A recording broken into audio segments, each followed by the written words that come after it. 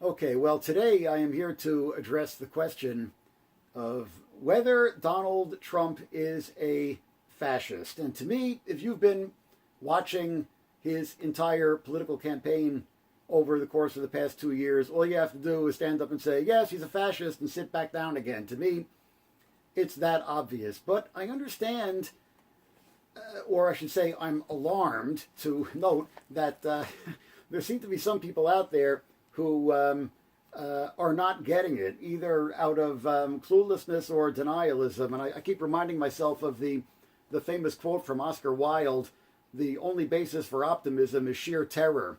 Well, I believe in facing unpleasant realities head on. There is no point in kidding ourselves. And I believe that all room for doubt was absolutely removed with his appointment over the past couple of days of Stephen Bannon, the editor of Breitbart, as his chief counselor. Now, if you go to the Breitbart website, it is absolutely filled with the most abject white nationalism, Confederacy nostalgia, anti-Semitism. It isn't even masked. I mean, the Republicans for years have been, they've been using code words. They've been talking about, welfare cheats and tough on crime and using the whole dog whistle approach. Well, with Stephen Bannon and Breitbart, there isn't any dog whistle. It's all quite blatant. To cite just one of numerous egregious examples, if you go to the Breitbart website, just weeks after the Charleston massacre last year, during the whole controversy over the Confederate flag waving over the South Carolina State House, they ran an editorial in defense of the Confederate flag, calling on their supporters to hoist it high and fly it with pride. So I don't think there's a hell of a lot of subtlety here. Now, the people who are trying to lull us into a sense of security are pointing to the other appointment this week, which is Reince Priebus, who is the chairman of the Republican Party, who's just been appointed White House Chief of Staff. And, people are portraying this as this is a tilt in a more moderate direction, a tilt towards the Republican Party establishment. But if you've got Stephen Bannon on the team, I think that's, it should be read precisely the opposite way. This isn't the incoming Trump administration tilting to the center, but quite the opposite. It means that the Republican Party is embracing open fascism and becoming radicalized. So, to me, this is pointing to Reince Priebus as a sign that of moderation on the part of the incoming administration. It strikes me as diluted in the extreme. And so, to me, what this symbolizes is that the Republican Party is being brought into line with the white nationalist agenda. And when, or I should say, if, being a little bit more optimistic, we'll get to that. If Donald Trump actually takes office in January, the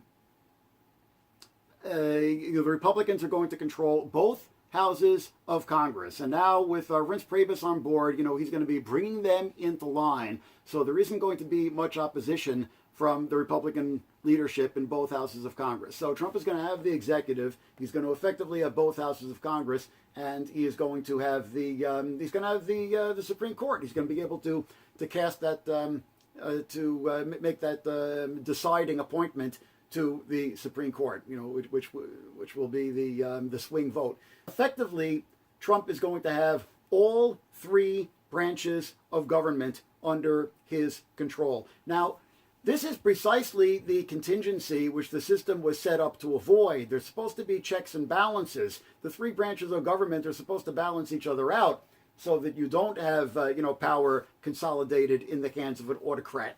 Well, now the system has failed. I mean, for 200 plus years, the system has worked. It has prevented, after everything that we've been through in this country, it has always prevented the emergence of an actual dictatorship. Well, now, you have to face it. The system has failed. More than 200 years, that's a pretty good run. But the system has failed. We are poised on the brink of a dictatorship. And it's not a coincidence that, the entire, what they're now calling the alt-right, which to me is a hateful euphemism. It's actually the racist right, the far right, the extreme right, the fascist right is celebrating all across the country, you know, and even David Duke and the American Nazi Party have issued statements of congratulations to Trump on his victory and statements of approval on the appointment of Stephen Bannon. Hate crimes soaring across the nation, coast to coast. The Southern Poverty Law Center counted over 400 just in the first 24 hours after the election, which was now a week ago. So one shudders to think what the number is up to now. So obviously, every hateful racist in the country has just perceived that Trump's victory is a green light. And I'm just going to point out there's already, there's a few which are under investigation here in the state of New York. Governor Cuomo has actually opened an investigation into a case in a little town called Wellville, up in the Alleghenies, where a baseball dugout was spray painted in a school, was spray painted with a giant swastika and the words, "Make America White Again." But this is, just one example. It's happening over and over and over and over again from coast to coast. Just another one, which I happened to find out about because I was chatting with a friend on Facebook who was up in Massachusetts. And in the town of East Hampton, there is a big hill just outside with an outcropping on it, which is visible from town. And some people went up there and spray painted various hateful slogans, including "Fuck Black Lives Matter," "Build the Wall," of course, "Gas the Jews," and Trump. There's a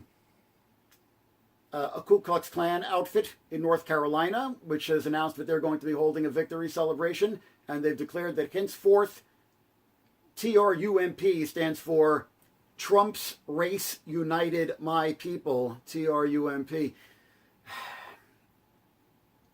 In order to carry out the deportations, which Trump has pledged to carry out, of 11 million undocumented immigrants that are in this country, it is going to necessitate police state measures such as we have never seen before. Fascism is not always a very easy thing to define, but there are certain essential ingredients that I think that we can all agree on. And I've assembled a little list. Why don't we go down the little list and check to see if they are all displayed in the Trump phenomenon that we have witnessed over the course of the past year. 1, ugly ultranationalism that seeks to correct perceived humiliation.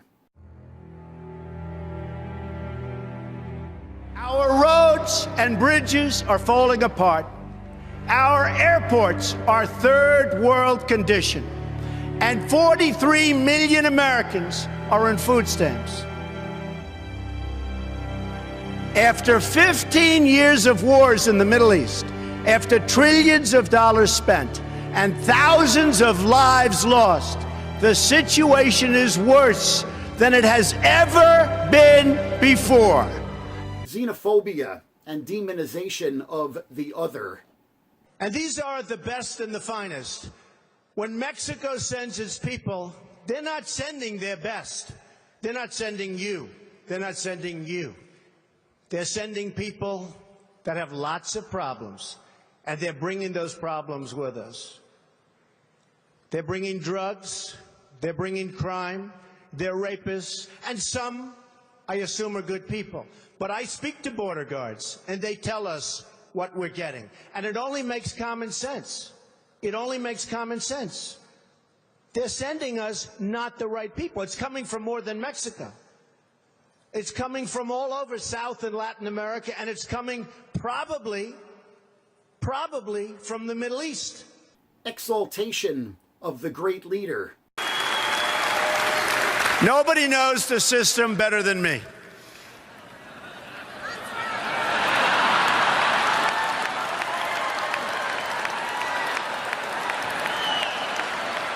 Which is why I alone can fix it.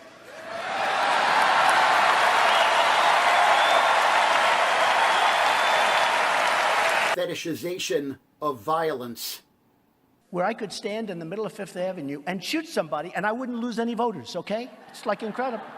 Contempt for democracy. Now we should just cancel the election and just give it to Trump, right? What are we even having it for? What are we having it for?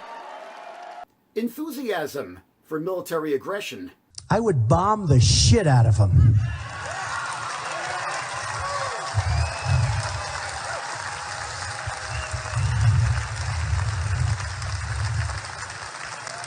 I would just bomb those suckers. And that's right. I'd blow up the pipes. I'd blow up the I'd blow up every single inch. There would be nothing left. And you know what? Populism tinged with anti-Semitism. For those who control the levers of power in Washington and for the global special interest, they partner with these people that don't have your good in mind. The political establishment that is trying to stop us. And rank anti-intellectualism. And Trump returns the respect by recognizing regular, hardworking Americans are a lot smarter than any of the ideological eunuchs in all of their pontificating glory. It's true. The people, my people are so smart. And so check. They're all there. We are on the brink of a fascist takeover in the United States of America. Deal with it. So I'm just going to make the pitch one more time for the Electoral College to step forward and do the right thing and to nullify the election results and to actually seat Hillary Clinton, who was now, it appears, has been elected by the popular vote by a spread of something like 2 million votes. That's quite significant. Now, I don't need to be lectured about how uninspiring and how terrible Hillary Clinton is. That's taken for granted. And Hillary Clinton bears a great deal of responsibility. As, bourgeois politicians always do bear a great deal of responsibility for the rise of fascism. Because ultimately, fascism, which is, populism of the right, can only be defeated by a principled, uncompromising populism of the left. And the Democrats absolutely dropped the ball. Okay, but nonetheless, Hillary Clinton is the candidate who won the popular vote. If we get 37 electors, if we get 38 electors who actually ditch Trump for Hillary, we can actually seat Hillary as president. 37, then it gets thrown to the House of Representatives. And if it gets thrown to the House of Representatives, well, I suppose they could still vote for Trump. But maybe they wouldn't. Maybe they would elect Pence or Ryan. And these people are terrible. And these people are dangerous, extremely dangerous. But they're not fascists. And I'm drawing a distinction here. They lack both the charismatic appeal and the dictatorial ambition of Donald Trump, which is why they fall short of fascism. So please do something today to spread the word about the campaign for electoral nullification. And like I say, the chances of it actually succeeding are very, very slim indeed. But I think that it is a wise tactic to pursue to deny Donald Trump any legitimacy as President of the United States from Jump Street, from day one, and then go on to do what needs to be done from there, which is to oppose him every step of the way and do what we can to provide some resistance to his fascist agenda. Like and subscribe. Tell me what you think. We got a lot of work to do. Let's get busy.